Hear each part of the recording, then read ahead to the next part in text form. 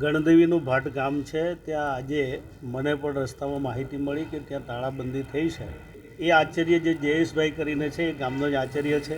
વિદેશની અંદર ત્યાં બીજી રીતે જોબ કરી રહ્યા છે. એમણે સ્વૈચ્છિક નિવૃત્તિ માટે 2023માં એ એપ્લાય થયા હતા.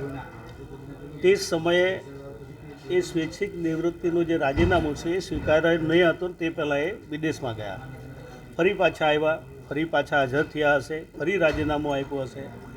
પણ એ જે રાજીનામું ટેકનિકલ રીતે જે સ્વીકારવું જોઈએ એ વિભાગમાં કોઈને કોઈ મુદ્દાના કારણે સ્વીકારાયું નથી. એના કારણે થોડો વિલંબ થયો છે. ત્યાંના વાલીઓનો આક્રોશ સાચો છે કે આચાર્ય સારો મળવો જોઈએ, પણ સ્કૂલ સારી છે તો આચાર્યની પણ એટલી જ જરૂર છે. તો એક સારો આચાર્ય મળે એ પ્રકારનો જે આક્રોશ છે ને જે તાળાબંધી થઈ છે એ વાજબી વાત છે.